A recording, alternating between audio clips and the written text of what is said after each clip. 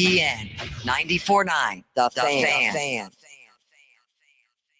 30 years of the best sports talk in Middle Tennessee. It's the George Plaster Show, featuring Tennessee Sports Hall of Famers Kelly Holcomb and young gun Billy Derrick. And now, here's your host, George Plaster. Hello again, everybody. Welcome in. It is a beautiful Thursday in Nashville, Tennessee, and we are at the Fordyce Center in Bellevue. We're happy about that because 2 days ago, the fire alarm went off in here. We can report that all is well. The building is in one piece, and that's a good thing. I'm going to dispense with all of the hello, Kelly, hello, Parker, and get right to Danny Evans. We will take phone calls for Danny right around 3:35, 3:40, give or take a minute or two. Danny, how you doing? George, I'm doing well. If I'd have known it was National Burrito Day, I would have survived breakfast a little differently this morning. So, the celebration just didn't happen like I thought. Well, it can be a moving experience, as you know. So, Danny, let's, off that tasteless joke, let's get to what's been going on in baseball. We have had two managerial firings in the last week, one of which went over like a total lead balloon in Boston. And the other in Philly is kind of a sad thing because everybody really likes Rob Thompson. Yeah, and George, it's a good example of two general managers having very different styles, having very different communication skill sets, but both teams having lofty expectations and not fulfilling them. George, I tell you what, when you're firing a manager in the first month of the season, it's a pretty drastic statement for a franchise, and it's not one taken lightly, and it's one that has to be approved by ownership because it's just such a significant step for a team. Danny, I loved the fact that the Red Sox players went off. They know what the problem is. The problem isn't Alex Cora, it's Craig Breslow. And I love the fact that they really didn't hold back at all. And George, we haven't seen that much in the last, I'd say 10 years or so. You don't see players responding negatively to managerial or coaching moves. And I think it's usually because either it's merited or the needle isn't so far for them to make a comment. But Kathy and I were watching the other night, and when Trevor Story came on, I was surprised because Trevor Story is a stand-up guy, absolutely terrific player. He's had a heck of a career, and he wanted nothing to do with it. He was very direct to the point. And then, George, a more interesting one for me was when Story spoke to Breslow and then reiterated and doubled down. Now, I will say this. There's an article out today that indicates, there's a quote saying the Red Sox GM supposedly wanted everybody gone from the regime that preceded him. I've been in that chair, George, and I'll tell you what, if you think those people can't be an asset to you, you're fooling yourself because those people have an intellectual curiosity. They've got a history with players.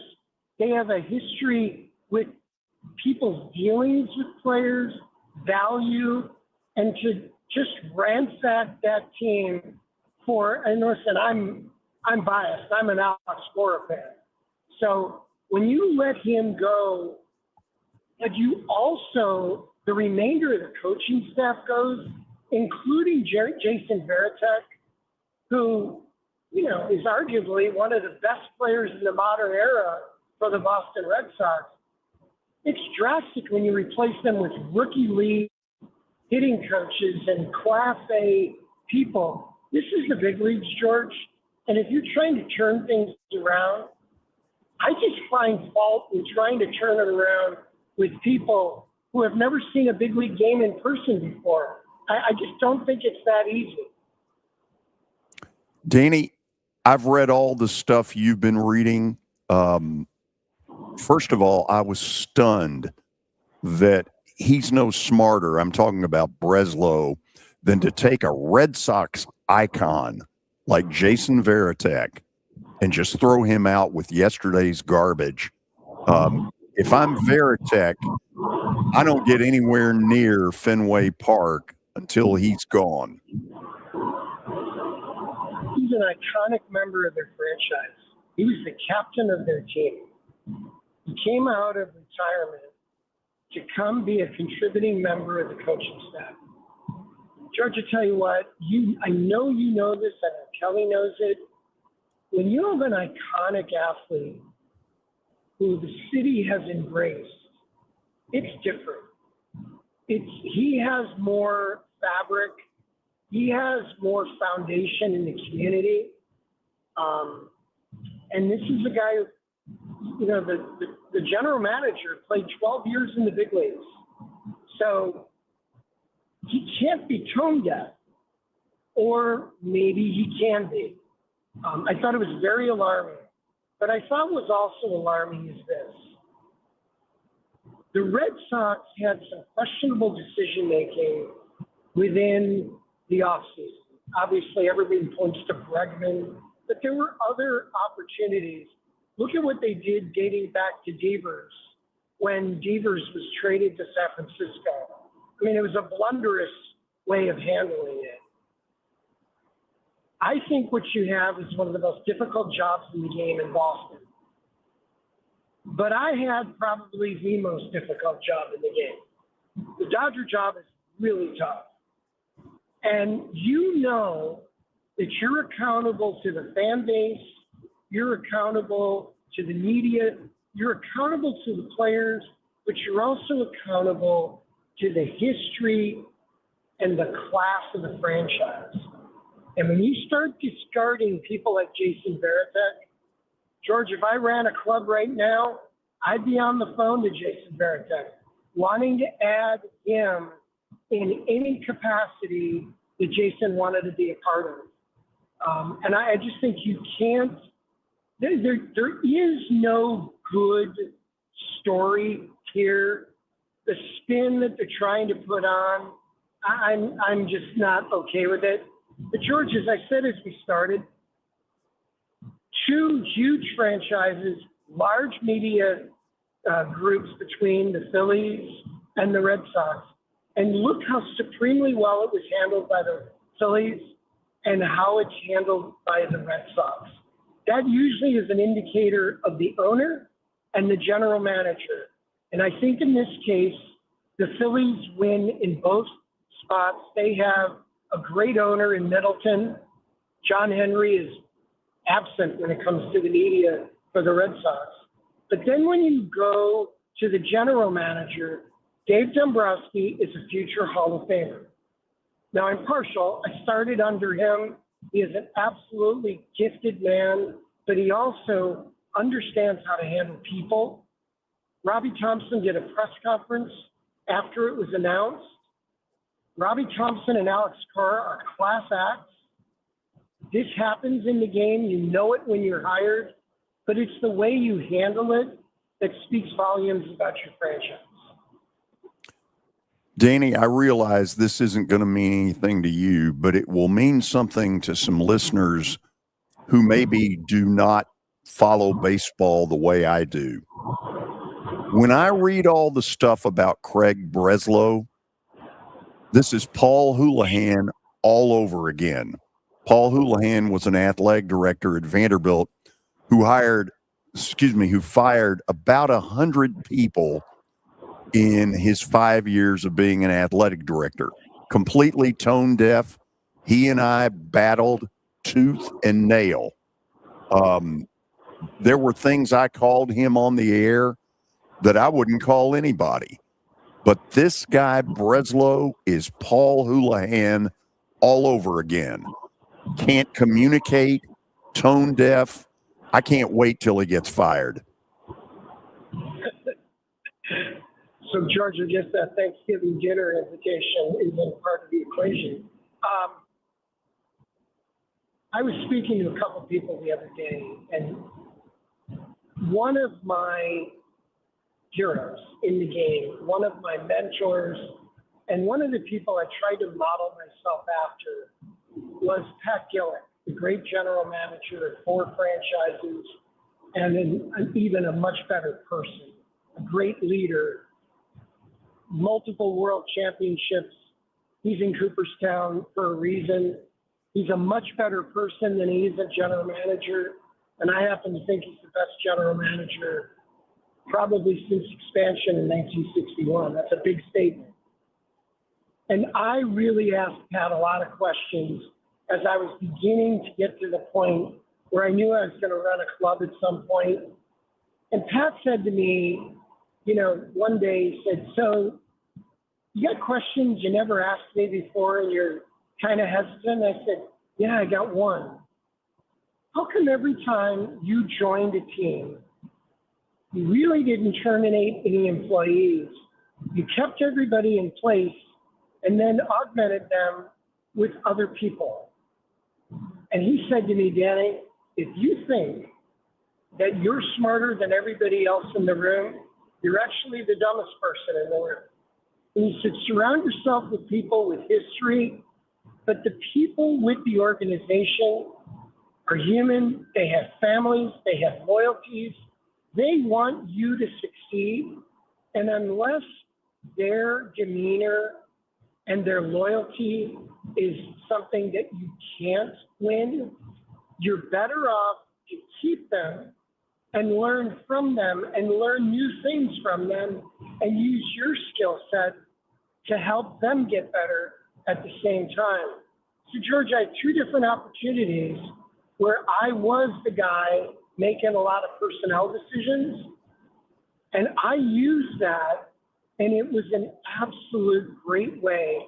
I learned new things from the pre-existing people, and I also hired people to help us in some areas that I could see we were lacking. And George, when you get hired because they weren't doing their job well. So there's holes.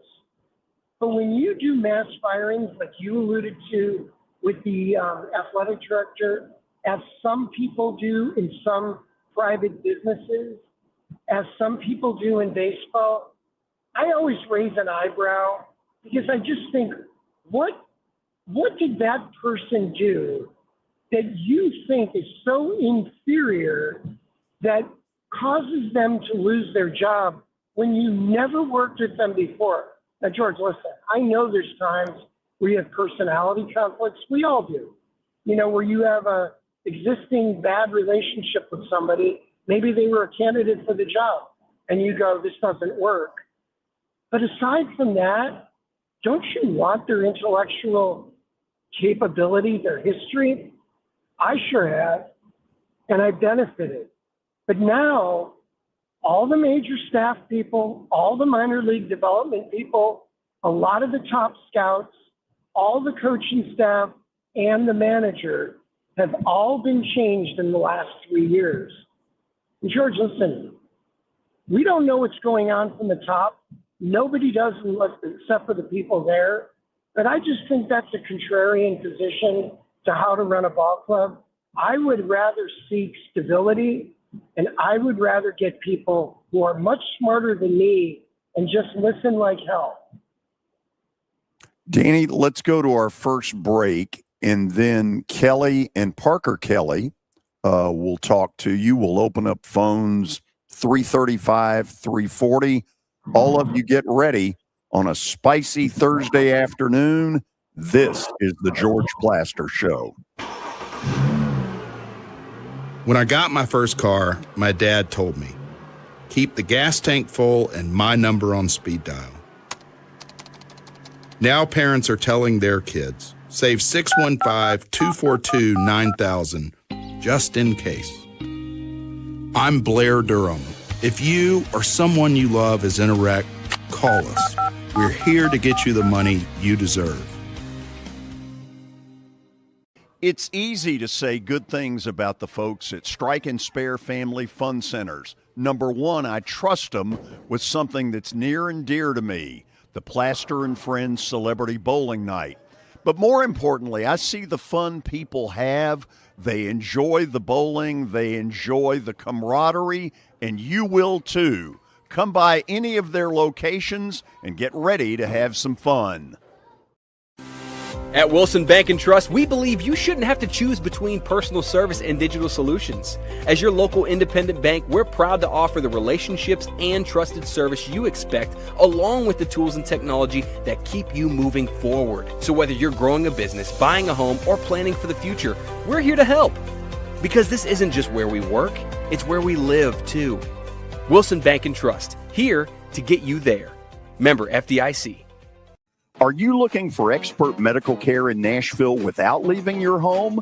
Medical House Calls brings concierge-level health care directly to your door. Whether you need urgent attention, ongoing primary care, revitalizing IV therapy, or medically guided weight loss, our experienced providers are just a phone call away at 615-838-2375 or go online, medicalhousecalls.com. Hit After Hit has become the baseball store in Tennessee. They have over 1,000 different models of gloves and over 1,500 wood bats. They also have several Iron Mike pitching machines as well as a Hit Tracks machine. If they don't have it, you probably don't need it.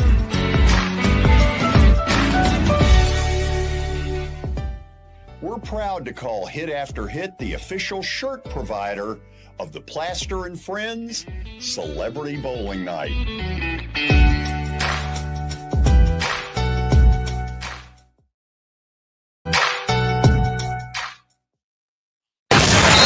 ESPN Radio lives here. Your sports live here on ESPN 94.9 The Fan. When I close my eyes, I find some peace in the back of my mind. That's good music right there. Okay, welcome back to Hillbilly Baseball. For those of you who are wondering, Danny Evans is driving from, I think, Denver back to Iowa. So it may get a little sketchy from time to time. Kelly, do your best. Danny, how you doing, man? I'm doing well, Kelly. How are you? I'm good, man. You be careful. Hey, I've got some. I got some follow-ups. I had a trouble hearing you a little bit, so I am going to do my best. But tell me, as a general manager, with your expertise of back in the day, you know, we talked about Alex Cora getting let go by the Red Sox. Rob Thompson gets let go by the Phillies. George has brought up the Carlos Mendoza guy at the Mets may be next. When you do that a month into the season, like you talked about, and I don't know if you ever had that situation, but what do you tell your team, and where does the respect factor go with the general manager, and do you second guess yourself as a general manager making decisions like that? Because I had a situation like that when I played ball, where towards, you know, we had gone 3/4 of the season, or a little under 3/4 of the season, but you know, in my instance, in my situation, we were all glad of what happened, but you know, as the coach gets up there crying, he gets to leave the cesspool and we have to stay in it, and he gets paid the next day and we're still in it. So just talk about that situation as a general manager, and talk about, you know, the second guessing that you might have as a general manager. Did you make the right decision? And y'all talked about the Red Sox players kind of being disgruntled about it, and now they've got a problem because now, you know, they've got a whole season to play, and, you know, they're upset about the situation. So just talk a little bit more about your role as a general manager in situations like that. Again, Kelly, first of all, I'm sorry about the connection. We're on Highway 80 going eastbound, of course, observing the speed limit. I think I don't like terminating people during the season. I think it's upsetting to the clubhouse unless it merits it. If there's a problem where a manager, a leader of the team has some sort of difficulty that precludes him from still leading, it could be something off the field. It could be something, that just he loses the clubhouse, as they say. I think, Kelly, I get that. I have never been part of that in 4 decades of being a part of a franchise. I've never seen a guy let go in the first month that I was a part of. A couple things happen. Your veteran players take on a larger leadership role, but what it really does is it exposes the general manager and his or her game plan at that point. What you're saying is the team has underperformed your expectations. And Kelly, when you do that, it's a damning statement to the whole organization that you're going to do a seismic quake in the very epicenter of the team. The guy who is the heart and soul of your on-field. That's why I don't like to do it. I just feel terminating a coach or a manager in season just is very disruptive to everything. But I will say this. There are times when players come to you as a general manager and say, hey, this isn't working, and they tell you why. Now, I'm not saying backstabbing things, Kelly. I'm just saying lack of communication, disciplinary stuff, poor strategy, being unprepared in some cases. Those are all situations that, if you hear it and you're leading the franchise, you're a little alarmed when you hear stuff like that.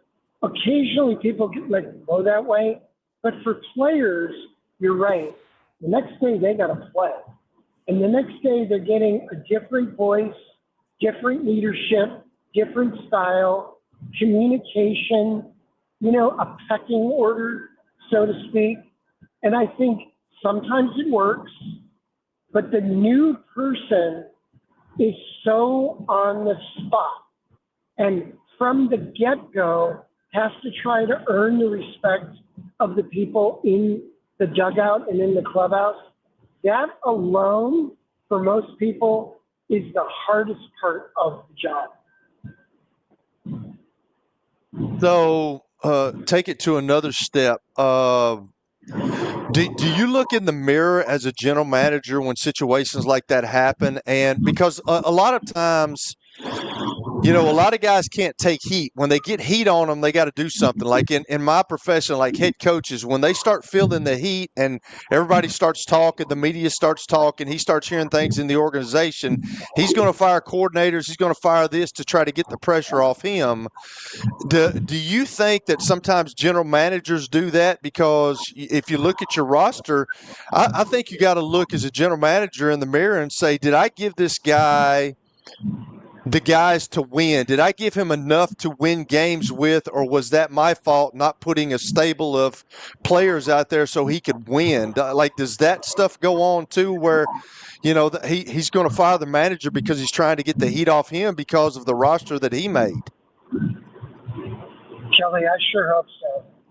And if you're a pro, if you really want to lead a baseball team, a franchise that has been around for a while, that has millions of people come to watch you play,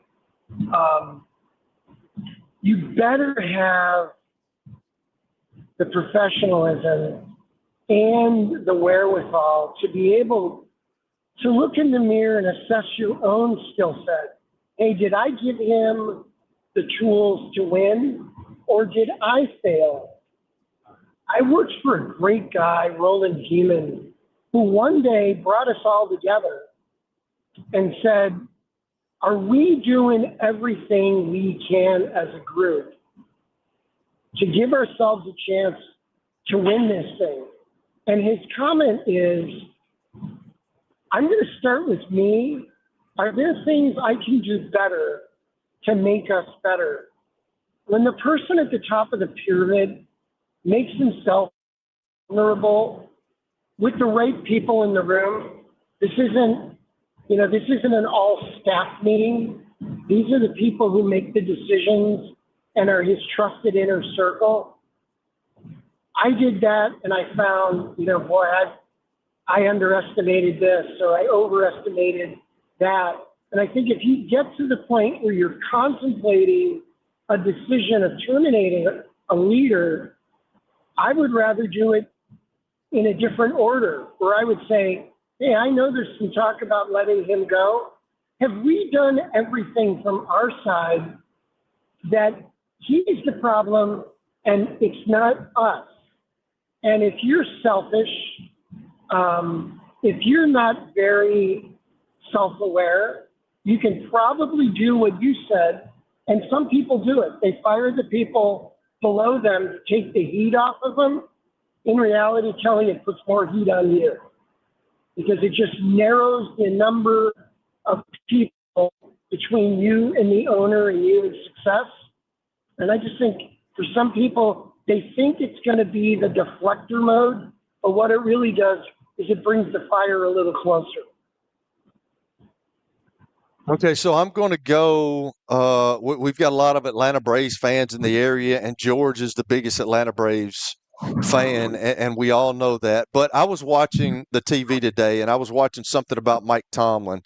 And Mike Tomlin talked a little bit about, and this is, I'll get around to it, but Mike Tomlin talked about, he'd been there 19 years. He never had a losing season, but the last, 6 or 7 years, he hadn't been able to get to the playoffs. And when he gets to the playoffs, they lose. I mean, he's won a Super Bowl there, but he thought that the TJ Watts of the world and the Cam Haywards of the world that had been on that team for a long time needed to hear another voice to try to get them. And he felt that way, and that's why he kind of stepped down. So, what I'm thinking is, it made me think, because you were coming on today, Brian Snitker meant so much to the Braves organization, and he had been there. He'd been in the minor leagues, coached one of my buddies that I played with in the minor leagues, but they had a tribute to him a couple of weeks ago, but he was an older guy.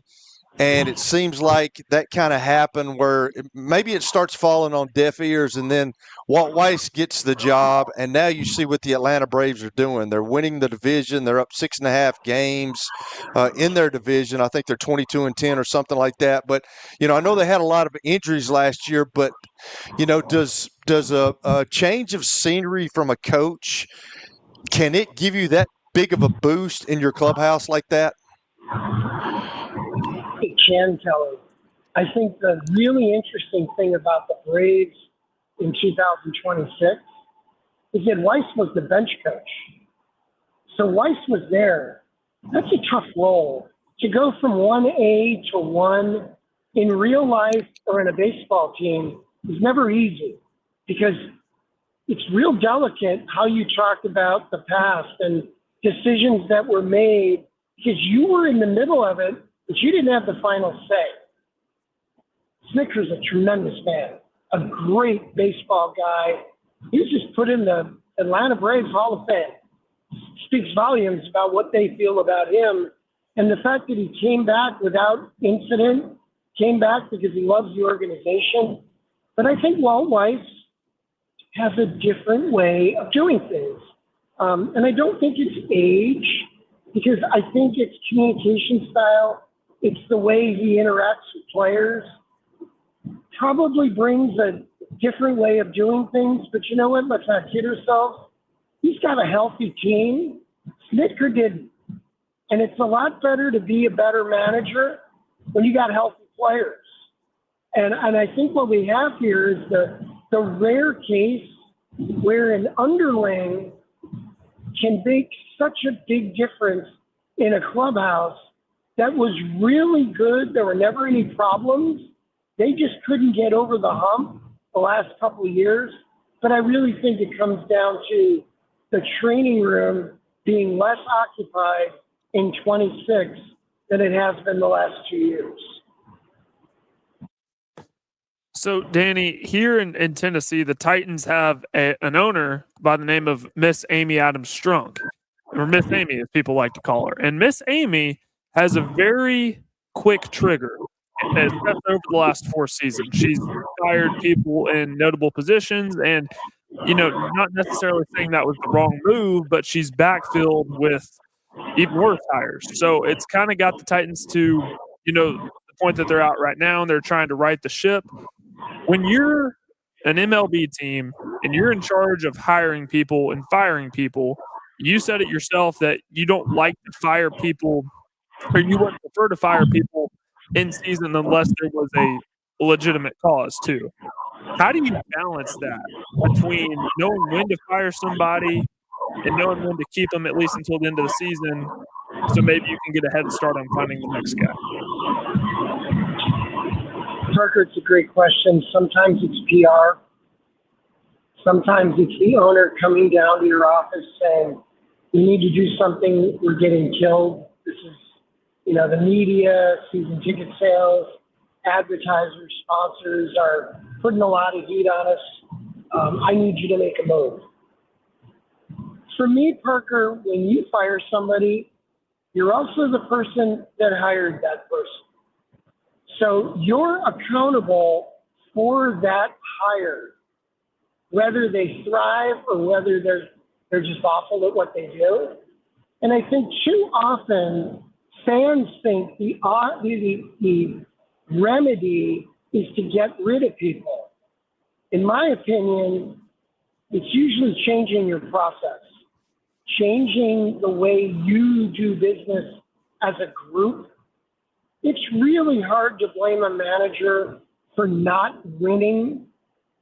In most cases, the manager takes the heat when the baseball operations staff is really at fault. And I think for many managers, they meet their end because a collection of things occurred. Now, sometimes the manager is part of the reason. But I think in most cases, when you see a big move for a manager, it's the owner agreeing or initiating the conversation saying, "Listen, it's time." And sometimes it's a very candid conversation between the owner and the general manager in that, what do you think the problem is? And for some people, the remedy is to terminate someone below them. I think if you're at that point, you have to question why you hired the person in the first place and why you didn't see the blind spot or the issues that are coming to fruition at this point. How long of a leash do you give, managers? Because, if they tried something one way and it didn't work, and you decide that you want to keep them around but change that process, how long of a leash is there? I don't think there should be a leash, Parker. I walked my dog without a leash for a long time, and she's just fine.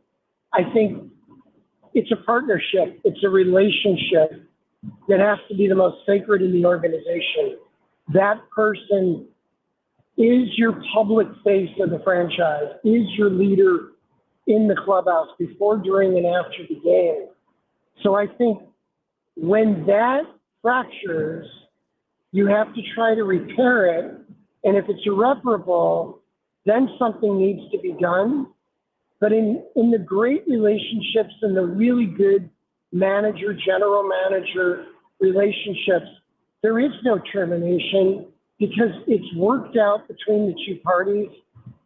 If you're talking to the guy 2-3 times a day, you can talk through some of the situations and do things like, "Parker, can I ask you a question? Why do you keep leaning on so-and-so in the 9th inning? Have you ever considered this? And if not, tell me why." Because that really allows the manager to have an unfiltered person to speak to. I think the real challenge that a lot of people have is a lot of people in our world just don't like accountability. Well, that's your job. You're getting paid a lot of money with a big title and a very thick business card to make decisions. If you're not comfortable making those decisions well, there's a real good chance you won't have your job for very long. But don't blame people below you. Do your job better. And if you do, it positively affects everybody around you. So now with the Phillies, they're sitting with a 11-19 record. They fired their manager, Rob Thompson. Don Mattingly is named the interim manager. How did they get to this point? Because, I mean, you go back, 4 years, and they're playing in the World Series. So how did we get to this point? There's a shelf life for every team, Parker. I think what the Braves did over that 15-year period was amazing. What the Dodgers are doing right now, those are testimonies to the leadership from ownership down, having stability, having a game plan, a strategy, and a process that is repetitive on an annual basis that allows you to make changes without changing the direction of the team. I think in this case, the Phillies are just sputtering. They got out to a bad start. They did not pitch well, and they did not play well. And their base running was really poor. For whatever reason, that club did not play well. It was really odd to watch. But Dombrowski is not a knee-jerk reaction guy. And the fact that Thompson had a lot of positive comments, I think maybe it had just come to a point where there needed to be a change. But I think what you usually see in the teams that struggle is a breakdown either of their process or an aging nucleus that is no longer the same dominant core. And when the core is no longer dominant, your minor league system better be able to supplement your big league team. And if it can't, you won't win. I mean, the Phillies haven't had young players come in and make a difference on their major league team.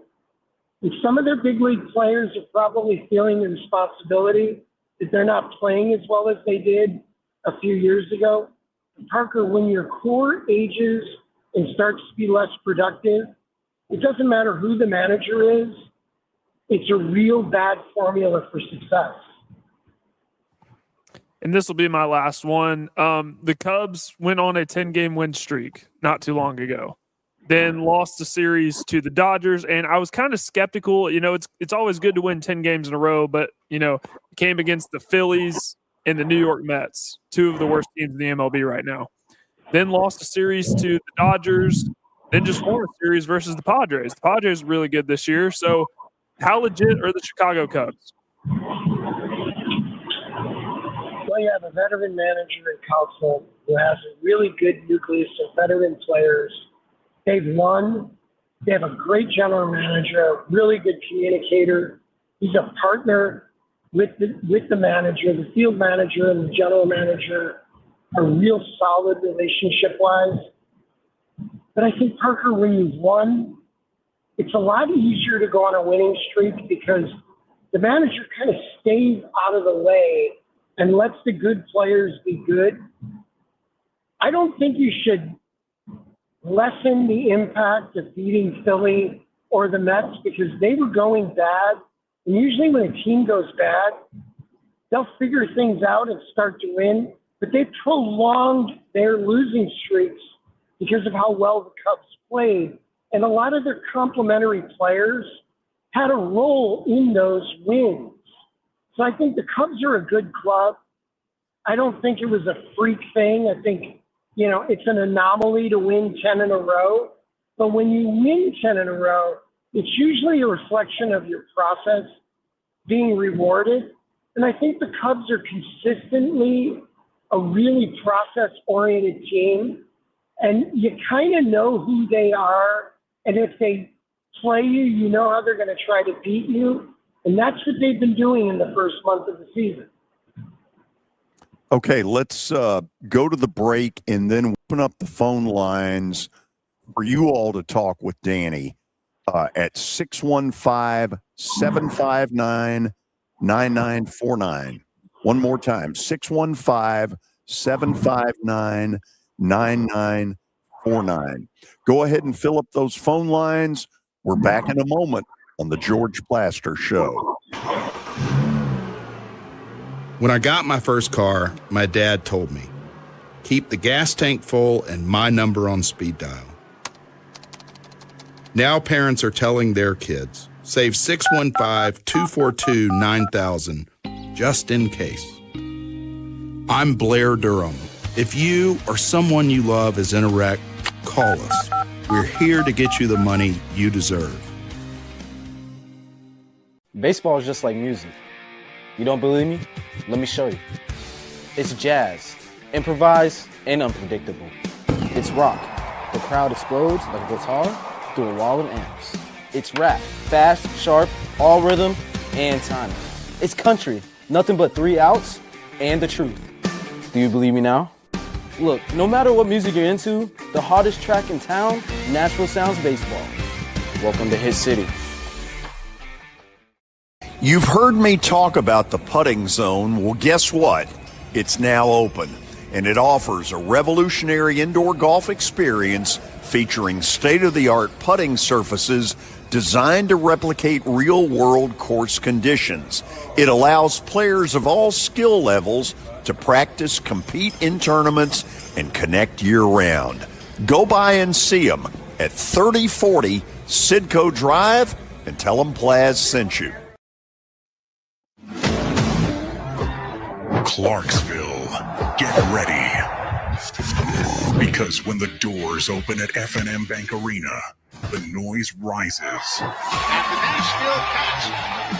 The walls shake. And the Cats take control. Fast plays. Big hits. Non-stop arena football. Get in the den. Get your season tickets now.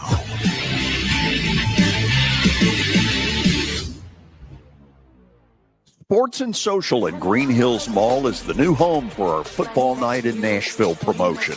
Their food is terrific. Their TV setup looks like a race and sports book in Vegas. And if you're a sports fan, you can't beat it. Starting September the 4th, we'll broadcast from Sports and Social every Thursday night. There's Pop-A-Shot, great football, and the chance to win a beautiful Mikey's Motors golf cart. See you at Sports and Social in Green Hills Mall. It's the George Plaster Show. Your sports live here on 94.9 The Fan.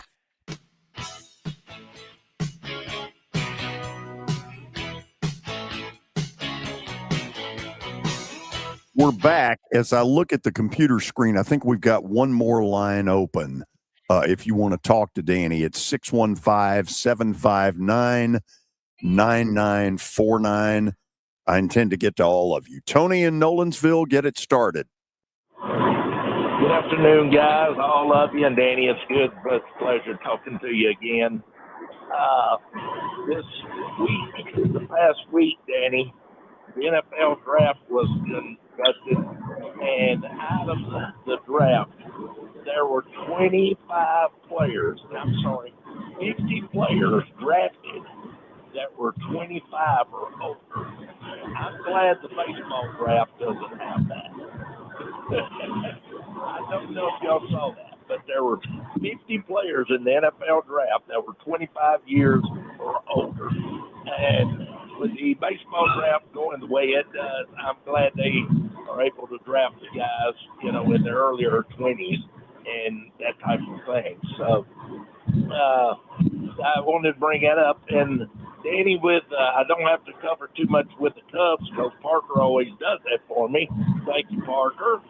And I got you, Tony. But it was nice to see the little 10-game winning streak and the comeback. Hopefully this weekend they will stop Vargas's. I think he's got a 25 or 27 game hitting streak. I hope we can shut that down. That'll be interesting to see if we can do that. Danny, something I've been wanting to bring up, though, I don't know if you guys seen this. Going into Tuesday, on the challenges by a pitcher, catcher, or a batter, there was 1,777 challenges going into Tuesday's games. Of those, only 40 have been by pitchers. So the other 1,737 have been by the catchers and the batters, with the catchers having a 60% rate of challenge corrections and the batters having a 47% rate. Does this surprise you or not? Not whatsoever. Tony, I did a lot of media before the ABS system debuted. I thought catchers would be far superior. Pitchers, remember, they think everything's a strike. They really do. And the violence of their delivery is carrying them to their glove side of their delivery. So as a result, their imagery of the east, west, north, south components of the zone are actually very, very hard to maintain. I think catchers do a much better job. And I think what we learned as a game in the minor leagues, in the testing of the Atlantic League and then subsequently in the minor leagues, is that catchers did a better job than hitters who did a better job than pitchers. And it's holding true right now. And I think, if anything, the system has been an enormous success thus far. One more question, Danny, and I'll let George get through the next callers. Is this year I've noticed a lot of, I've looked up and read a little bit on the catchers. Almost all your catchers are going to the one knee setting position. The stats show that pass balls are down, but it seems like every game I'm watching, there seems to be more pass balls and more catchers having to reach across their body to make more accurate plays. What do you think is still a better situation with the catchers in the setting position, or the catchers used to get into stances? Danny, whatever happened to the pads that the catchers wore on the back of their calves? It used to be supposedly saving the knees. So which one's better, the sitting or saving the knees? I'll get off here and let George get to the next caller, but always good talking to you, Danny. Appreciate you. Bye-bye.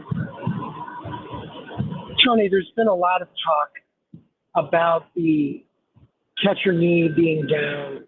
And I think there's some curmudgeon-y baseball fans who don't like change.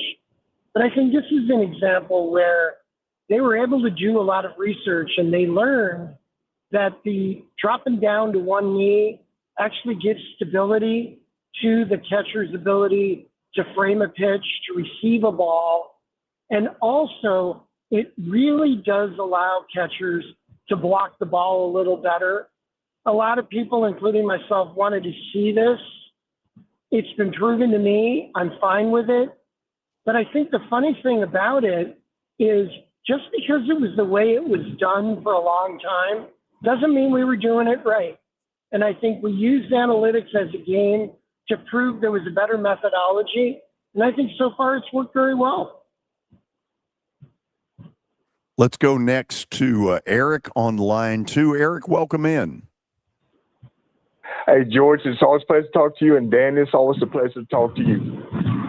Yeah, but Eric, you're really happy right now, aren't you? Oh, yeah. Well, I'll say this, because I know everybody in the season, of course, is going to be talking about the Dodgers, whether or not they can three-peat. In this area, everybody's talking about the Braves. I know George loves the Braves. Frank and Smurder, my good friend Ken the Mailman, they're all Braves fans. And, of course, Channel 4 is showing Braves game. The Reds are just plodding along. Nobody's talking about them, and I love it. In fact, when I was a kid, of course, they were the big team around here, but now it's the Braves, and I get that. But two questions I had for you, Danny. Number one, of course, the Braves, of course, are the only team that's over 500 in their division. Everybody else is under 500. But in my division, I think the only division in baseball, every single team is above 500. Do you think that's going to stay that way? And has that ever happened where every single team finished over 500 or at least nobody finished under 500? And one last thing, and I'll get off quick. I also want you to talk about the passing of Dave Lopes, because I remember he died about 2 or 3 weeks ago. And I think because of circumstances, we kind of haven't talked about it. Just want to get your thoughts on the passing of David Rose. Guys, it's always a pleasure to talk to you. Y'all guys take care. We'll talk to you soon. Eric, I love how your Reds are playing. So very cool. And my buddy Jerry Francona's doing a great job there. And, you know, De La Cruz has become an amazing player overnight. I really think the NL Central is going to stay over 500 for the whole year. I think we've got 5 really good teams there. I think it's going to be a division that yields at least one extra playoff spot. I think whoever wins that division is going to have a heck of a year. I am not surprised. I think in our first call of the year, I thought that was going to be the best division in the game as far as parity, and I think we're seeing it. I also think that it's never been done before, but it's hard because we have different formations of divisions than we've ever had in the past, in the 50s and 60s and 70s. But I think what we do have is a really weird imbalance in some divisions like the NL East, like the AL West. I think there's just like the AL Central. It's too early to really feel too confident about what it's going to look like. But I think there's a couple divisions, and the NL East is the easiest.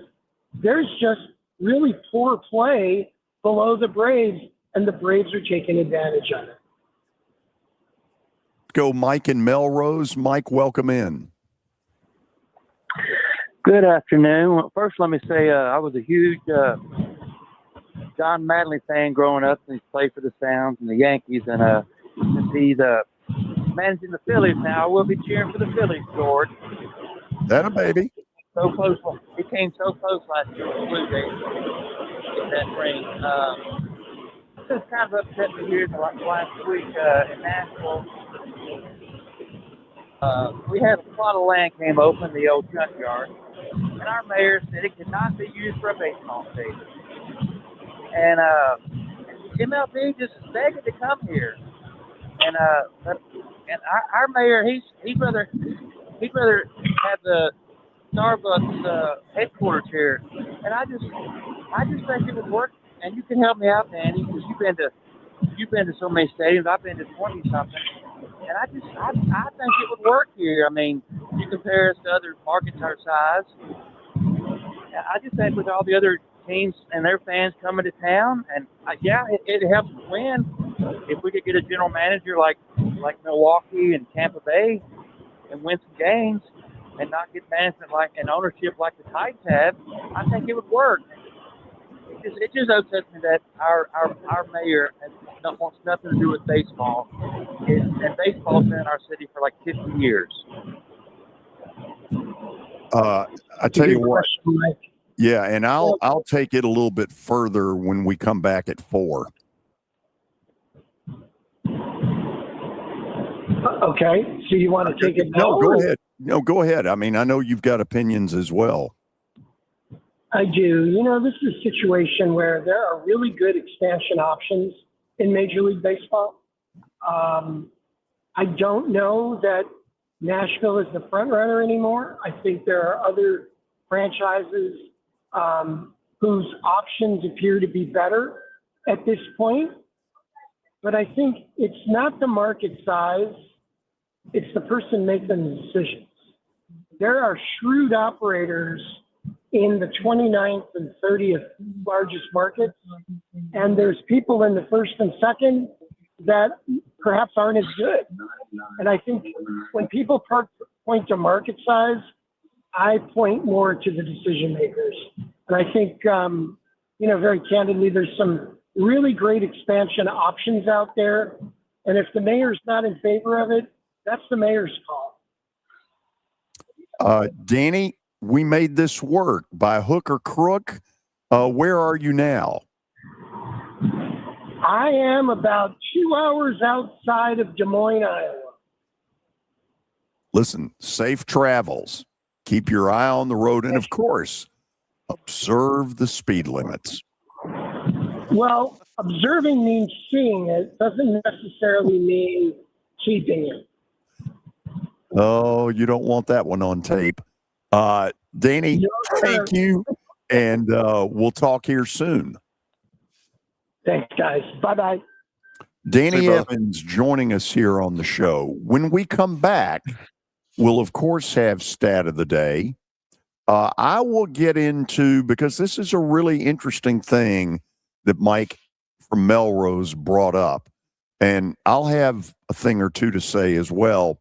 And then I'll sort of tell you where I was going on something that a younger audience is going, what's he talking about? This is the George Plaster Show. The Commodores live here. Here's call 1-0. That is swung on. This one is lifted to left field. This one is back, and it is good. It's a walk-off grand slam. Your home for Vanderbilt Athletics is 102.5 The Game and the Game Nashville Sports Network. In case you missed Chase and Big Joe. Dollar beer night or something at Greer Stadium, and that was fun. And that beer tasted terrible. Of course, but it was great. You need to go to the bathroom with the trough. Those are even better. Pass. I'll just pee in my pants. Chase and Big Joe, weekdays at noon.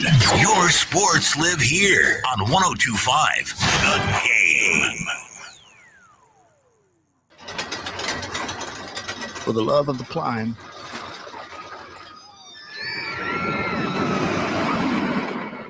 For the love of the fall. For the love of knowing your kids' laughter is the sweetest music there is. For the love of Tennessee. Travel safe.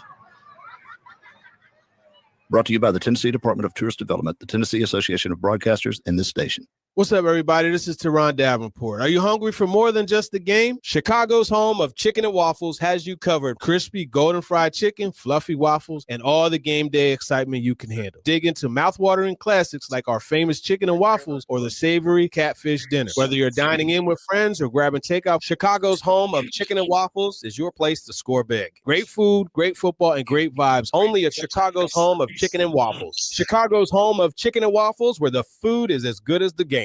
Fireworks lighting up the skyline, Space Jam taking over the ballpark, and Booster's birthday bash. The Nashville Sounds are bringing big energy, big fun, and big summer nights at First Horizon Park. Pick your night or hit them all. Grab tickets now at NashvilleSounds.com. Spring is here, and as the weather heats up, the sports action heats up at Circus Sports Kentucky. From baseball to basketball, hockey to golf, Circus Sports has it all. Circus Sports isn't just sports betting. It's sports betting the way it should be. High limits, player-friendly pricing, and enhanced in-game options. Whether you're looking for playoff futures or props on your favorite players and more, Circus Sports has you covered. And don't forget to visit Kentucky's largest sports book, Circus Sportsbook, located at the Mint Kentucky Downs. Download the Circus Sports Kentucky app or visit circusports.com today. Must be 18 or older and located in Kentucky. Gambling problem? Call 1-800-GAMBLER. Now, here's your latest Fox 17 Code Red weather report. I'm Fox 17 meteorologist Greg Bopetz. Our forecast this afternoon putting us in the mid to upper 60s, a little bit cooler than we should be this time of the year, but not a bad day overall. Plenty of sunshine. Overnight tonight, even cooler, down to the 40s. You'll wake up tomorrow to a brisk start and rebound right back to the 60s again. Your sports live here on the Game Nashville Sports Network. At DePauw University, curiosity has no limits. In the College of Liberal Arts and Sciences, students ask bold questions and connect big ideas that shape tomorrow. Discover how thinking can take you anywhere. Learn more at depaw.edu. Hey folks, Joe Rexrod here for Sealmaster. Look, we need to talk about your parking lot. It is the welcome mat of your business. Sealmaster products protect and revitalize your expensive pavement, keeping it looking new, giving your customers a good first impression. Also, Sealmaster does pickleball courts. Call today for a qualified contractor, 615-255-5505, or visit sealmaster.net. Protect your investment, beautify your property, Sealmaster. Boxing fans, if you missed the first Nashville Smash Team Boxing League's action, you would have seen professional boxing in Nashville like never before. Skilled professional fighters, fast-paced rounds, team versus team action, non-stop knockouts. Check out the videos on Team Boxing League's social media accounts or teamboxingleague.com. Don't miss the next Nashville Smash home fights coming up May 23rd against the Boston Butchers. Right now, there are special ticket prices available at teamboxingleague.com. That's the Nashville Smash, May 23rd at Municipal Auditorium. Go to teamboxingleague.com. Your sports live here. WBUZ HD3 Laverne. All around the world on the Game Nashville app. We are the Game Nashville Sports Network. ESPN 94.9. The Fan. A Cromwell media station. It's the George Plaster Show. Your sports live here on 94.9 The Fan.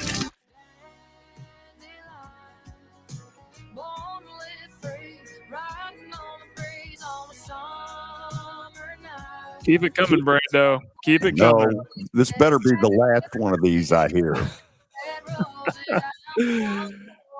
Who won the SEC baseball tournament in 2025? Kelly, go. That was the was that not Vanderbilt? Oh. Big baseball savant, are you? Yeah. Yeah. He knows what's going on. Okay, Kelly. Don't be a hater, Parker. You always I'm not a hate, man. hater. You I'm drink Haterade in the morning. I'm just cautiously optimistic. Okay. Sure. So Whatever. we welcome all of you into the 4 o'clock hour from our digs at the Fordyce Center in Bellevue. So, Kelly, where would you like me to start? Man, I'm interested to hear this, man. Mike from Melrose brought up something that's gotten, I don't know if it's gotten under your skin, but it's gotten your ears perked up and you're ready to, seems like you're ready to pounce a little bit. I just want to see you just go, George. Just Well, have at it. first of all, Mike's telling the truth. Okay. I get the fact that the city has sort of put up the official look. We haven't got any money. We've spent God knows how much on the Titans' new facility. And I get all that. But the mayor must do better than what he's doing. Use the word infrastructure. You can help. You don't have to throw cold water on this. Baseball in Nashville on the major league level would be a damn good thing. Whether you're a baseball fan or not, and I don't know, and look, I've got nothing against this mayor, but I'm tired of him throwing a wet blanket every time the word baseball comes up. No, you may not have the money, but you have the ability through infrastructure to help this process. And it's high time you start saying that. I tend to agree with you, George. I don't, it's funny because last week or 2 weeks ago, we were talking about the NBA and we were talking about the Memphis Grizzlies coming up here and having some games maybe next year or whatever. But, it's funny that Nashville wasn't ready when the NBA wanted to expand, so they sent them to Memphis. But now you look at what's going on in Nashville, man. I mean, Nashville can support a Major League Baseball team. I mean, it's the new deal. They've got a hockey team. They've got the Tennessee Titans. I know they're building a stadium, but it's one of the booming areas in our country, man. There's like 150 people, families every day moving to the Middle Tennessee area. And Nashville has grown so much. You guys are in it every day. Every time I go down there, man, the traffic is unbelievable. It's getting a lot it's crazy. It's getting, I don't know if it's as bad as Atlanta, which Atlanta's awful, but now you can get in a traffic jam at any time of the day in Nashville when you go down there. I'm scared. Like when we go to our National Football Foundation meetings over, at Sweats, George, I mean, I'm scared to death. I'm going to get in it. I want to leave because I'm scared to death. I'm going to get in a traffic jam going home. And I don't know. I just think I think it can support a Major League Baseball franchise. I really do. And I don't know, if y'all are saying he's doing that, why he would be doing that, because that's only another feather in the cap for Nashville. He needs to start using the phrase, we can help with infrastructure. And people like me need to start holding him accountable to that, because throwing cold water on this is wrong. It is dead ass wrong. And I'm tired of hearing our mayor do this. Now, let me get to the other thing. that's got me, and that is this whole MLB Nashville group. Okay, you're going to sit there and go, George, I've heard you say this for the last 2 years. One of the things that is making it hard for Nashville is that we've got a guy who rolled in here out of God knows where named John Lore, and he basically declared himself the emperor. He told us what the name of our franchise was going to be, even though he doesn't know. He told us where our stadium is going to be, even though he hadn't got any money to help it. And the problem is we need strong leadership, and this guy ain't it. Now, what does MLB Nashville do well? One thing they do well, they put a newsletter out. Chris Bacon is responsible for that, and he does a very good job. Other than that, they got no juice.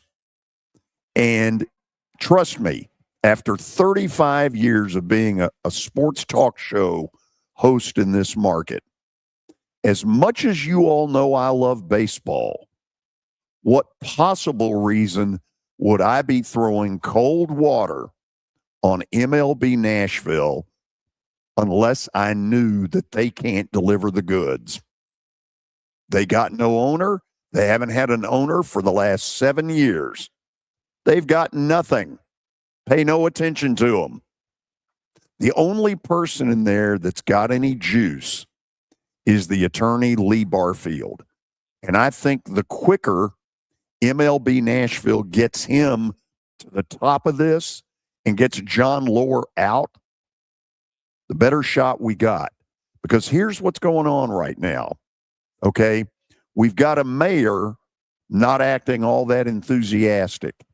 We haven't had, at any point, anybody locally that stepped up and said, Nashville, I want to support it. I've got the money, because it's going to take about $2.5 billion. Nobody's done that. We've all kind of looked at Bill Haslam. I think he's kicked the tires of it. For a long time, I believed Nashville was at the very top of the list. I don't believe it anymore. I think MLB's looking at us, and unless something radically changes, or MLB says, you know what, we're going to provide you the owner the way the NHL did for Craig Leopold with the Predators. Kelly, I no longer think it's going to happen. And I'm kind of with you, man. Listening to Danny a little bit, I'm, it was hot and heavy here months ago, and I'm with you, George. It doesn't seem like anything's happening. I don't know anything about all that leader, the MLB Nashville or whatever, which you do. You've got a beat on all that stuff, but like, I don't know. I just think Nashville would be a perfect place for Major League Baseball. We've got these other two professional organizations. We got the other one in Memphis, and I just think it would be a home run. I mean, people love the Nashville Sounds down there, and I think it would be a home run if they brought Major League Baseball. But like you, it feels like just listening and seeing things and not seeing stuff, it's on the back burner now. So go put the comments up that are up there. Which one do you want first? Whichever one that involves it. Okay, Plaster is wrong. Nashville is the top pick. I don't know if he's saying I'm wrong. I can't tell either. That I'm saying they're the top, or wrong that they are. And listen, I can remember the first time a way up Major League executive told me Nashville is at the very top, and it isn't even close. It's about 4 years ago that happened. I don't believe right now that we're showing MLB much of anything. They know that we don't have an owner. They know that the mayor has kind of thrown cold water on the whole thing. And they know that this MLB Nashville thing is just a hot air windbag. I'm confused on one thing because I saw a clip from the Joel Klatt show. Hold on. What he's saying is Nashville will get a team. And listen, I'm not ruling out that we do, but I don't like our chances the way I liked it 3 or 4 years ago. That's all I'm saying. And I don't think the mayor is helping this at all. What I'm confused about is I saw a clip from the Joel Klatt show about a month ago, and he had a Nashville Stars hat on, which is the name of the team, or the team that we don't have yet. And then Jeff Passan comes on the Pat McAfee show and says, I think it was Nashville and Salt Lake are the two top options. I mean, these are really smart people. They have to know this. Well, right? first of all, Jeff Passan knows more about this than ever I could ever hope to. Joel Klatt does not know as Jeff much as Passan I know. is what I'm saying. Okay. Passan has all along been a huge proponent of Nashville, and God bless him for that. Look, let me make this clear. If you truly don't believe that I want this, what are you smoking? I mean, I'm the one guy in town Want it more than anybody that will talk baseball. Some people like that. Others criticize it. So clearly, if you think I don't want it, you're nuts. What I am pointing out is that this MLB Nashville thing that has gone around telling us what the name is going to be, where we're going to play, please. It means nothing. How do we know we don't have an owner? Plenty of people want to own a team. You will have to drop the Braves in a couple of years. It sure will. Well, let me ask you this. If you had an owner, by now, wouldn't somebody with better reporting skills than me have reported this is the one? I'd have to think so. That's what I would think anyway. I think you need to get involved like you did the Predators, George. I think if that happens, I think it's a done deal for the Nashville Stars or whatever. I think MLB would be a booming success here, way more than the NBA. I love how you referred to Memphis as the other team. The other team in Memphis, Kelly. I thought that was pretty fair. I mean, but like, do you?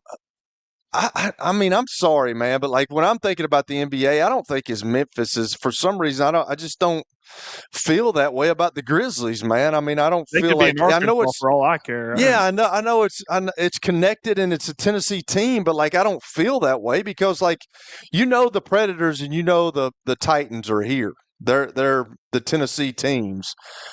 Memphis is a Tennessee team too, but I don't know. It just, Memphis is not an easy, like it's pretty good ways from here. I just don't feel that way about the Memphis Grizzlies. The Grizzlies right now, it feels like to me, and I know we're getting off on a bunch of tangents. Yeah. The Grizzlies feel to me like they've got an enormous decision to make. Are we going to continue to put up with Ja Morant? Or are we going to find somebody to take him off our hands? If you look at the Atlanta Hawks, and they may lose tonight and it may all be over, but they've had a really nice run, and they've got a lot of good young talent. And everybody around that thing tells me that getting rid of Trae Young is the best thing that has happened to that franchise. I kind of think the same thing in the Ja Morant, if they can get the right return. Makes it hard, though, because didn't they trade, was it Jaren Jackson or Desmond Bane? Desmond Bane, who's playing very well in Orlando. Anyway, look, when we open the phones here in a few minutes, I want some of you to jump in. Seth, I want you to call. Come on, Seth. Let's talk it through a little bit. We haven't heard from Seth ever. I think now's his time to do so. Maybe we will. Anyway, we'll go to the break. Then we'll do a little NCAA tournament expansion talk. And then around 4:30, we will reopen the phones and see where y'all want to take it. This is the George Plaster Show. When I got my first car, my dad told me, keep the gas tank full and my number on speed dial. Now parents are telling their kids, save 615-242-9000 just in case. I'm Blair Durham. If you or someone you love is in a wreck, call us. We're here to get you the money you deserve. Venture Express has been helping people in this area for more than 40 years. They're headquartered in Murfreesboro with over 30 years of dedicated fleets involving production, manufacturing, and corrugated experiences. They're an asset-based company with over 700 tractors, 4,000 trailers, and 800 drivers. If you need their help, dial them up 615-793-9500 or log on to ventureexpress.com. You've heard me talk about the putting zone. Well, guess what? It's now open, and it offers a revolutionary indoor golf experience featuring state-of-the-art putting surfaces designed to replicate real-world course conditions. It allows players of all skill levels to practice, compete in tournaments, and connect year-round. Go by and see them at 3040 Sidco Drive and tell them Plaz sent you. Are you looking for expert medical care in Nashville without leaving your home? Medical House Calls brings concierge-level health care directly to your door. Whether you need urgent attention, ongoing primary care, revitalizing IV therapy, or medically guided weight loss, our experienced providers are just a phone call away at 615-838-2375 or go online, medicalhousecalls.com. It's easy to say good things about the folks at Strike and Spare Family Fun Centers. Number one, I trust them with something that's near and dear to me, the Plaster and Friends Celebrity Bowling Night. But more importantly, I see the fun people have. They enjoy the bowling, they enjoy the camaraderie, and you will too. Come by any of their locations and get ready to have some fun. Home of the 4th annual Plaster and Friends Celebrity Bowling Night. ESPN Radio lives here. Your sports live here on ESPN 94.9 The Fan.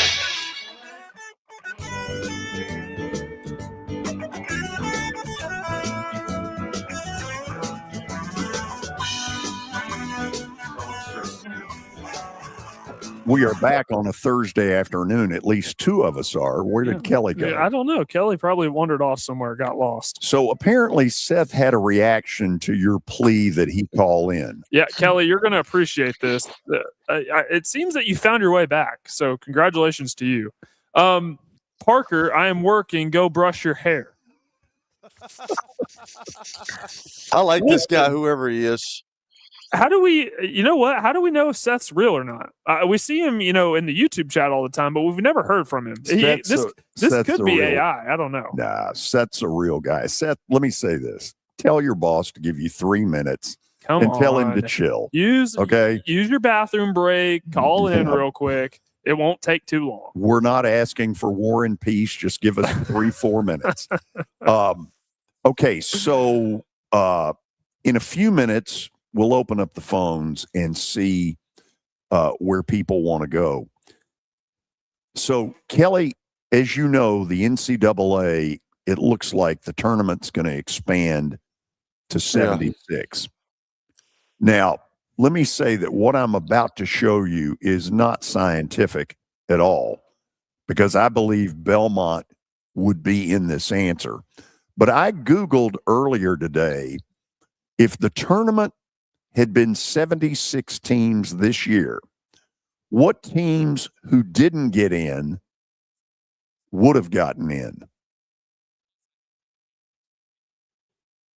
Oklahoma, Auburn, San Diego State, Indiana, New Mexico, Seton Hall, Virginia Tech, Stanford. And that was their overall record in 2026 above their 69 and 76, George. Say that again, Kelly. I said, is that their record? What the record of those teams? No, those are what is teams that? 69 through 69 70. through 76. Okay, sorry. 69 through 76. Yeah.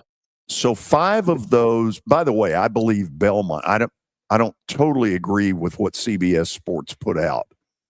I think Belmont would have been one of those 8. But it seems to me that if you're going to do this, you have to guarantee the little guy X amount of spots. Agree? Disagree? I agree, but I don't think that's. I'm scared of that. I'm not sure that's going to happen. There's too much money to be made. Little guy can't get in. Are you being I don't serious? know. Oh, I'm being so sarcastic. I hate this idea of expanding to 76. Nobody wanted it. George, you were mad earlier. Now I'm mad. Look, we both know why it's happening. Yes. Because the coaches are sitting there saying, hey, in football, if you go to a bowl game, you're pretty much guaranteed you're not going to get fired. More than 50% of Division I teams end up going to bowl games. But they're sitting there on the basketball front saying, look, we got whatever the number is, like 353 of Division I teams, and only 68 of them go. Which, with the 76, it's about 20% of the teams in Division I. Whatever the number is, it may be 336. I don't have it in front of me. But that's what they're trying to argue, and it's a cover your butt kind of deal. But when is the line going to be drawn? Because how long have they been working on, or at least having the conversation of expansion? You know, they compromised and went to 68, and now we're going to 76 next year. You know, when's the line going to be drawn? Well, it's a good question. You know, is there a scenario where you can't screw up the NCAA tournament, that it's that good, that even though we don't agree that it'll turn out okay?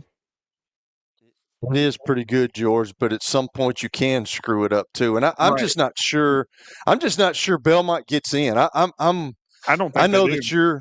I'm not sure that they do, man. I really don't. That's why I'm like you guys. I don't know about the expansion. I think it's probably going to go past that at some point, because you're going to get all these coaches, just like you talked about, George, belly aching because they're not in it. So I don't know, man. I think the little guy's going to get left out. I think Lee talked about it the other day. I think that's what he's worried about. I think that's what everybody's worried about, because I think this is just another sign of everybody wants to split off. They want the big teams. It's just like we talk about all the time. You know, they like seeing the upsets in the first round, the second round, but then after that, they want all the little guys out. And I think this is another roadmap to get the little guy out again. Yeah. So, George, I don't think this benefits the little guy whatsoever. I think group of 6 or whatever it is in college basketball, San Diego State, Seton Hall, and New Mexico. I don't know what they call. What are they? Just mid-major? It was a group of 5. State, San Diego State, New Mexico, and Seton three of the 8 are not Power 4. Right, but the Big East is still, you know, historically speaking, a pretty good basketball conference, and the Mountain West has been on the come up. So I don't think this benefits a team like Belmont whatsoever, but I'm going back to what Lee Fowler said yesterday. You know, diehards are going to watch no matter what. Heck, even casuals may watch March Madness too. I don't think going to 76 is going to ruin the product, but it's going to chip away and it's going to erode and it's going to peel back layers. And the more they keep trying to do stuff like this, you're going to start losing that viewership. So I don't know why you would even take the risk of trying to mess up perfection. Okay. Just thought I would throw this out here, that this is sort of what it might have looked like if it had been 76 this year. Now, do I think there's an 11th hour reprieve and this doesn't happen? Not really. I think it's a done deal. It's a definite done deal. It's over. Okay, we're going to go to the break, and then we're going to do a long deal of phone calls, because apparently I have struck some nerve somewhere with somebody or bodies.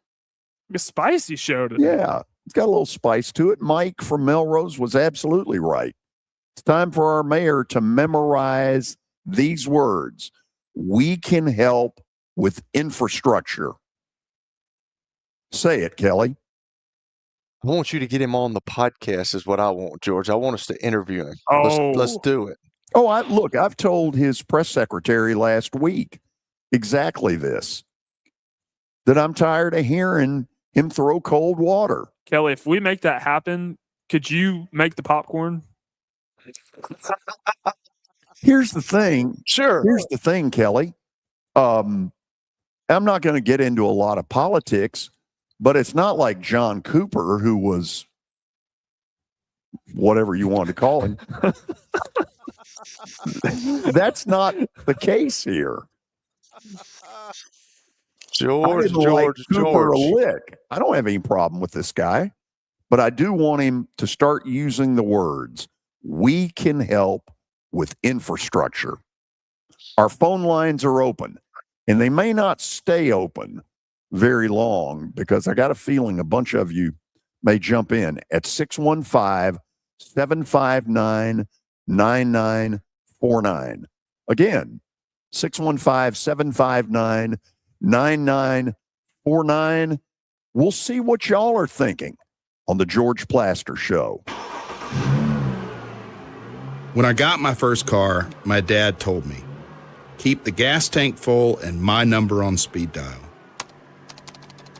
Now parents are telling their kids, save 615-242-9000 just in case. I'm Blair Durham. If you or someone you love is in a wreck, call us. We're here to get you the money you deserve.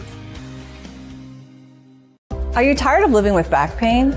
What would you do if the pain was gone? At the Dr. Gill Center, we've helped thousands of people over the last 30 years break free from pain and get back to living life. We're committed to your outcomes, and our caring team listens, understands, and offers real solutions to neuropathy, back pain, and joint pain without unnecessary surgery or medication. Choose the clinic that listens. Choose the clinic that cares. Call the Dr. Gill Center today at 615-882-4838. Let's make your pain-free life a reality. Baseball is just like music. You don't believe me? Let me show you. It's jazz, improvised and unpredictable. It's rock. The crowd explodes like a guitar through a wall of amps. It's rap, fast, sharp, all rhythm and timing.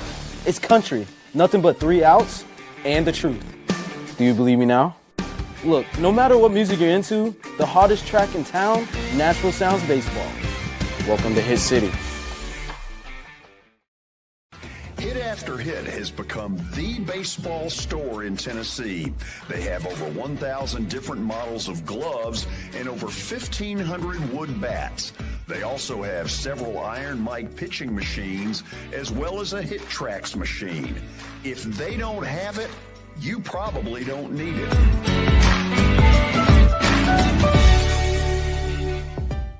We're proud to call Hit After Hit the official shirt provider of the Plaster and Friends Celebrity Bowling Night.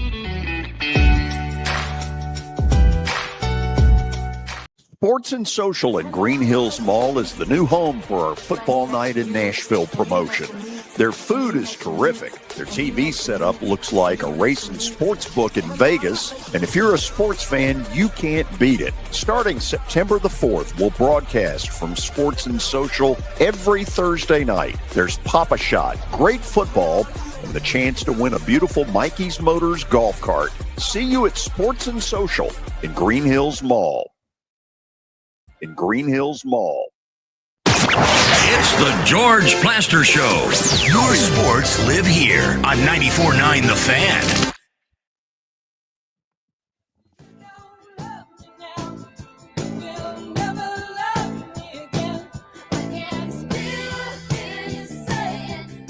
Okay, we've had a pretty spicy conversation based on a phone call from Mike in Melrose earlier today.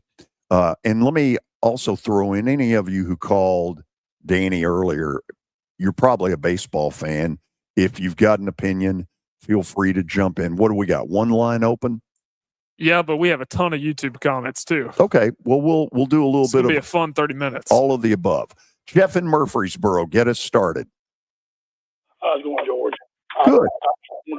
I just want to say, first thing I'm going to throw out is The Middle Tennessee men's tennis team's going to Athens tomorrow to play in the first round of the men's team tournament. They've won the Conference USA now for 7 years in a row.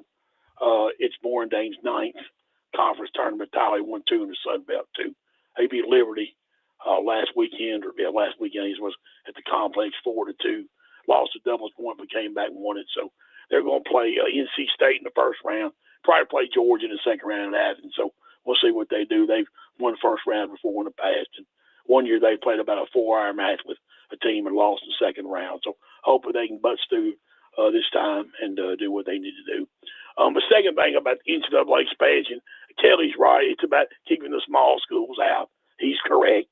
It ain't about money and all this foolishness that Parker wants to play. It's about keeping the small schools out and the big schools in. Auburn's got to get in. Auburn's got to be in. They won the NIT, so they're number, 69 or star 69, whatever you want to call them. That's why it's about Sankey wants the big ones in. Like you guys in football talk all the time, TCU don't need to be in. Such and such don't need. They're not going to win it. They're going to get killed the first round. They're going to get killed in the finals. Why then? The same way with football. Keep the small schools out and the big ones in. True, Joe? Is that true? Is that true, Ron? To a point, it's true, but the little guys could help themselves a little bit when they do get in, and it's in rare occasions. But when they do, they need to not get slaughtered. Well, I mean, yeah, but they don't want them in anyway to begin with. Don't even give them a chance. But everybody says they're going to get slaughtered, so why give them a shot? Now, that's the whole premise of the idea. Put Alabama in every year. They could be 0-12 and still go to the playoffs. Everybody knows that one. Or legs, ain't no difference to them. But and one of the things we're down with agent, I've been watching the NBA playoffs a little bit. I've been working quite a bit, but I watched a little bit of the Houston-LA game last night. And I know you don't remember this, but when Donald Connect got drafted by the Lakers, you said they should be dancing in the streets. He was so great and everything. I've been shocked at how it's turned out. Yeah, the Lakers and Rockets have played. He hadn't played in 4 games. I know it. He played 7 minutes, 8 points. Well, Shep, all he's done is started 3 games, averaged 12.6 a game. Listen, this is one I have totally butchered because I never thought Reed Sheppard would. But here's the difference between you and me, Jeff. When I'm wrong, I'll admit to it. The next time you admit anything wrong will be the first time. I'll admit to it too. When Rick Barnes goes to the Final Four, I'll admit he made it. Until then, that's the way it is. That's what I'll admit. Okay. Debris will always be plain old garbage to me. Good old Tennessee debris, ball trash in Tennessee. Have a good one, baby, and enjoy Rocky Let's go to Tony in Mont Eagle. Tony, help me. Hey guys, I was listening to you talk about the expansion and Belmont, but first I want to say you talked about the Big East a little bit. They are definitely a power conference in basketball. They've won 4 out of the last, I think it's 11 championships because there wasn't one in 2020. So that's pretty stout, even if it's only UConn and Villanova. But, what killed Belmont this year, they wouldn't have been in that 76, I don't think, because the way they lost in their tournament in the first round. Now, if they would have won that game, I would agree with you, George, because they had a great regular season. But they just laid an egg in that first round. They lost by 21. I don't know what happened because you look at the talent, you can see the transfers they have and where they're going. They're the new, like everybody rates them. But question I have for you guys is, they joined the MVC at a time, I think right when Loyola had made the Final Four and everything.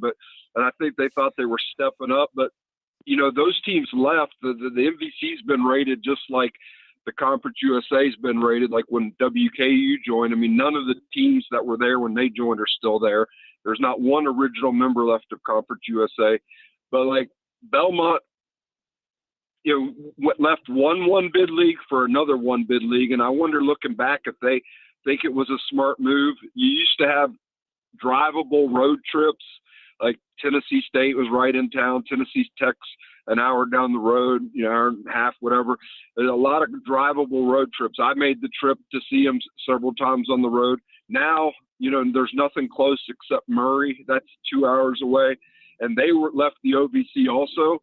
But I remember there was a couple times that the OVC got 2 teams in because, like, one year Murray won like 30 games or something and didn't win the conference. and then another team got in, but Murray still got in. So I just think looking back, hindsight's 2020. You got all these cold road trips too in the MVC up north, and I don't think that Scott Corley would admit that it was a mistake, but I think the fans probably don't like it that much. MVC's hyped, but it's now a one bid league. It used to be like a 3-bid league. Oh, that's the shock. The world and other teams, but now it's just a 1-bid league, and that's what the OVC is. They're probably spending twice or 3 times as much on travel as they used to. The fans, like I go to the games. I've been going for 10 years. The crowds are way smaller than they were 5 years ago. I mean, like they barely get 1,000 people, and I don't know what's going on with that. The students don't come. I just don't. I'd like to get your opinion on that move. Looking back 5 years now. You guys have a good day. Oh, thank one more you. thing real quick. You there? Yeah. If they took the original 64 and expanded to 256, that only is one more week. It breaks down from 256 to 128. They could do one more week. And then if you didn't make the tournament and there's 256 teams, you'd have to automatically get fired because that'd be pretty bad. You guys have a good one. Thank you. So, Kelly, I don't think Belmont deep down regrets the move to the Missouri Valley. No. I think what they regret is the fact that the Missouri Valley has kind of caved. It used to be a 3 and a few times 4-bid league, and now it's not even close. That's what they went for, though.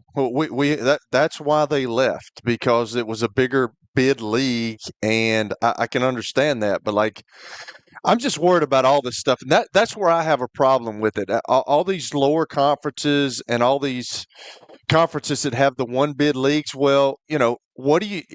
That's why I have a problem with, if you're the champion in the regular season, that's got to mean something, and it doesn't mean anything, because what happened to Belmont, they go and they, the team that they played got on a hot streak, and they were hitting everything, and I thought they would cool off during that game, and they didn't, because that's what led them up to that. They started playing really well, and Belmont got the brunt of that night, and Belmont didn't have a good night. They had a great night, and that's what happens. But that's why I hate the regular season champion means nothing for the tournament. You have to win the tournament in these 1-bid leagues just to make the NCAA tournament. And that's where I think it's all messed up at. I don't know how you change it, but that's what I have the beef with. We'll get to Frank and Smyrna in about 60 seconds, but I've got a couple of lines open, and I want to see some people jump in. We got into a spicy baseball thing, and I want to hear from a few of you who may have heard that to say, give me your thoughts.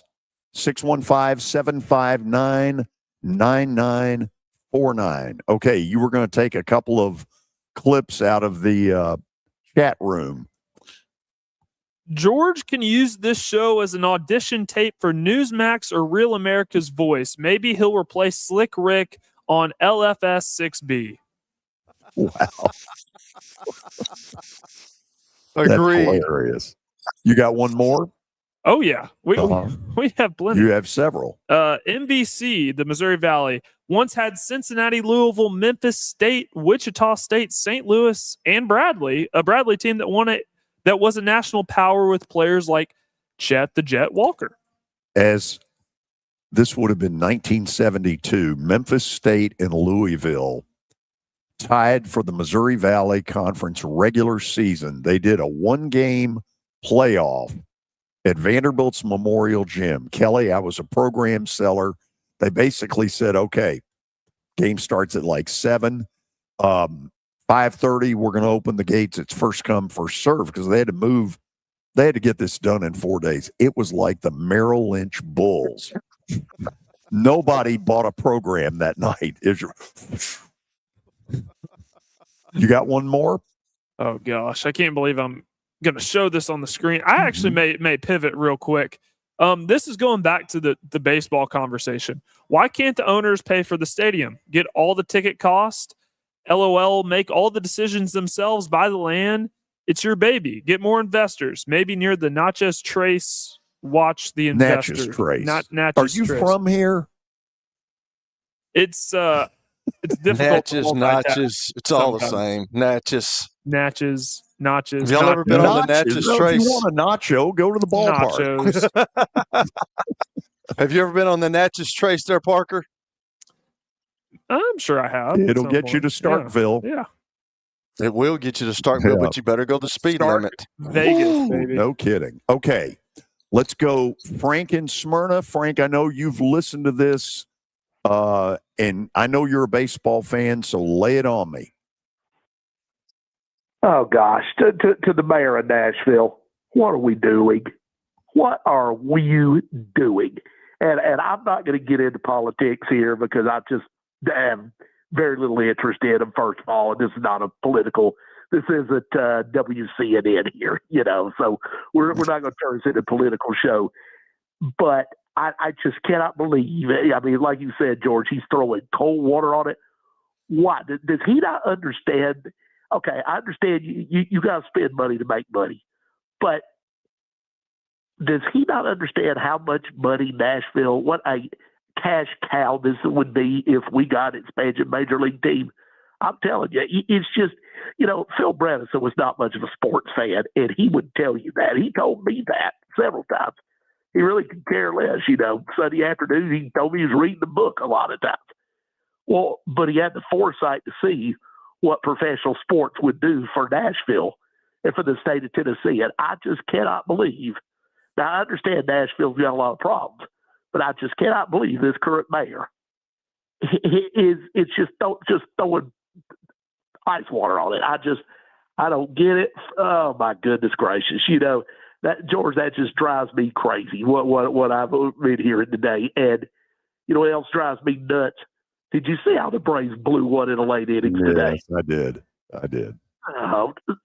Somebody please get to Atlanta. Can we send Corbs well, I know Tim Corbin's busy. Can we send somebody from Vanderbilt's coaching staff in baseball over to Atlanta to work with Mike Yastrzemski? Because I know they taught him how to field ground balls and catch fly balls at Vanderbilt. This is the second time in less than a week his fielding error has cost us. Yeah.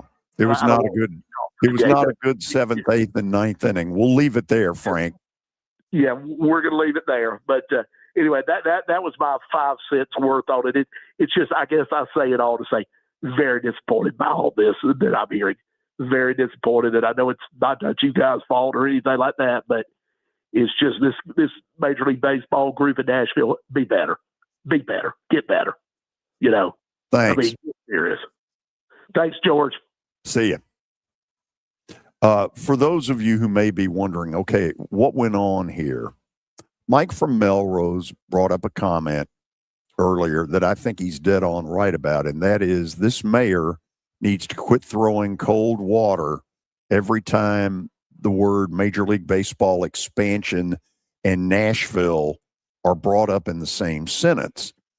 I get the fact, here's where I went with it. I get the fact that we're tapped out monetarily. We're spending a fortune on the Titan Stadium.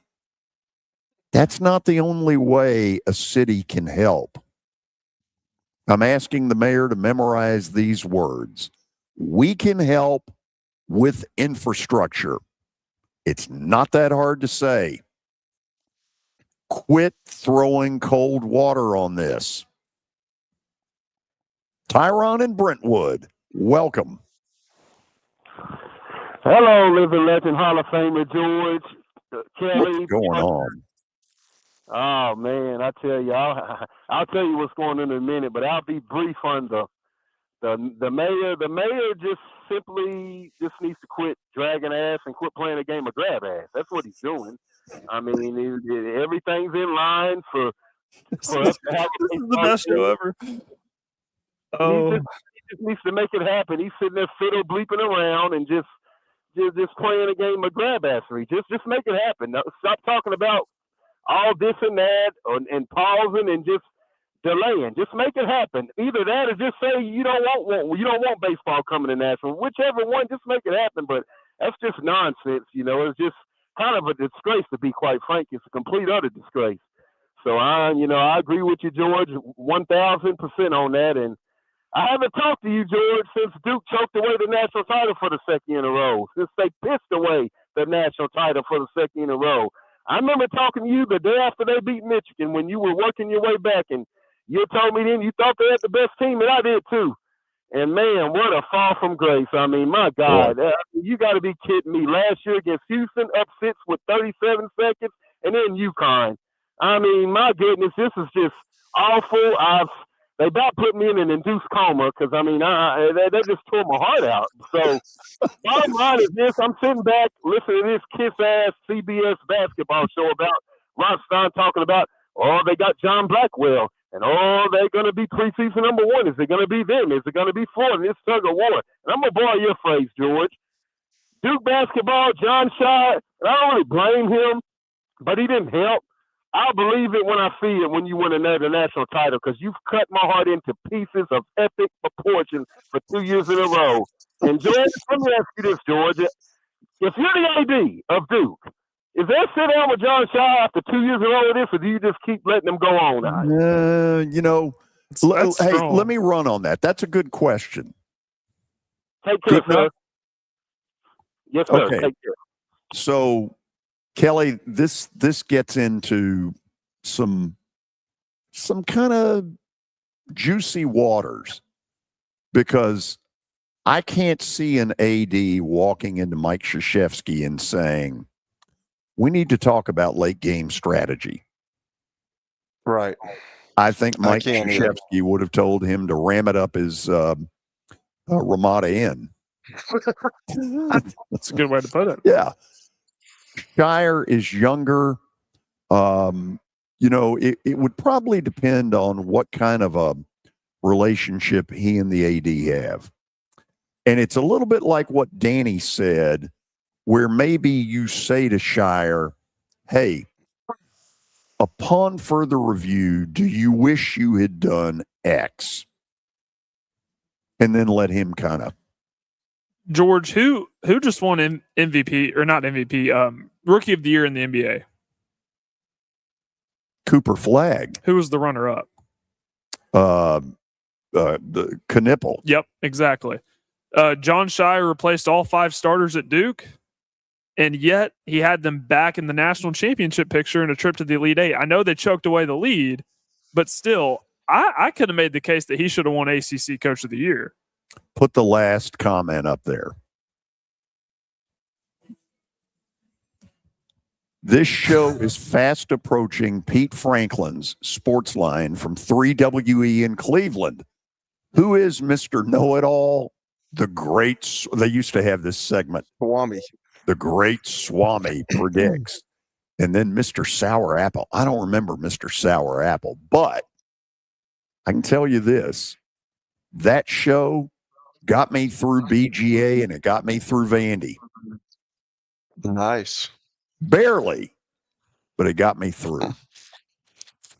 I think when we talk, George, I think when we talk about John Shire, though, we don't know what he said in the waning minutes of the game. Right. Oh, there you go. Mike No, Trevisano. it looks like more of a great player kind of freaked. Yeah, that's what I'm saying. Like you can't go out there and play for him. I mean, he had 10.0 seconds, and all they had to do was hold the ball. But this young guy, who hadn't started all year, but he started, and he's the Boozer kid's brother. But he saw somebody wide open. He was going to make a play. I'm sure John Shire. We don't know what he said in that and huddle. both of the corners were wide open. I know they were, and they blew the coverage. I mean, they blew the coverage on that. And he was trying to get it over, but like all you had to do was hold it. They're a tip ball away from going to the Final Four for the second year in a row. Yeah, absolutely. I'm sorry to do this. Put the last one up. So in the old days, the Cleveland Cavaliers had an owner named Ted Stepien. And Pete Franklin was up Ted Stepien's you-know-what, and rightfully so. Ramada Inn? Ramada Inn. And they did this thing, the 12 days of Christmas. whoever the person is, that's hilarious. I remember the 12 days of Christmas. and there wasn't a lot of eggnog or mistletoe around those 12 days. Ryan in Brentwood, you're up next. What's going on, George? How are y'all? Good. How about you? Doing well. Okay, I think Diego is going to make the Titans regret not taking him in the 7th round because Diego is all about getting the last laugh, and I think it's a total injustice that he didn't get drafted. That's just one thought. Another thought is the 76 teams in the bracket for an NCAA tournament. That's a joke. Every team's going to get a trophy now. So it's way too many teams. Yeah. And then, George, I'm going to be your campaign manager. You're going to run for public office. You're going to run for mayor. And we're going to bring baseball to Nashville. No, I am not. You heard it here first. So, look, it's a tough job. I don't get the feeling that this mayor is as sports-oriented as I am. I don't think that's necessarily a shot at him. Right? Right. Okay. He was against the Titan Stadium. He was against it, and then he goes to the ribbon cutting. Well, yeah, and I mean, a mayor, I guess, once he's the sitting mayor, probably has to. I'm sure he had concerns about who's paying what and where. I think we all did. That doesn't mean we're not sports fans.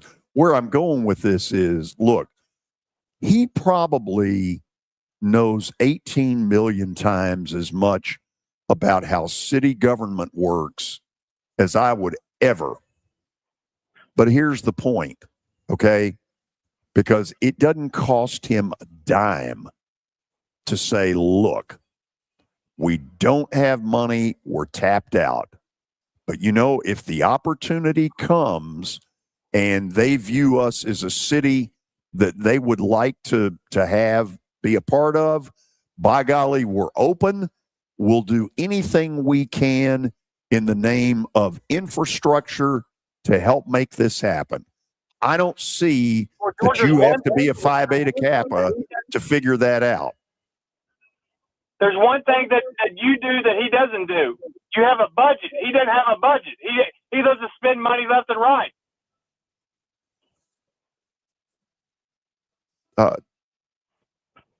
Well, look, I guess we may be getting a little too political here because I'm sitting there thinking about my property taxes. I don't need to go any farther. Ryan, thank you. Thanks, George. Oh, Kelly. I couldn't hear Ryan quite a bit, so I'm interested to see what did he say the last time, George?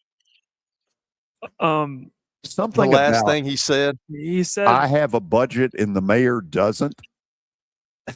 Okay. How are we going to land this plane? Well, we're really not going to. But let me say this. I'm glad Mike brought it up. I am too. Because it's something that needs to change. Look, I don't know where we stack right now. I personally don't think that we're stacking as strong as we were 3 years ago.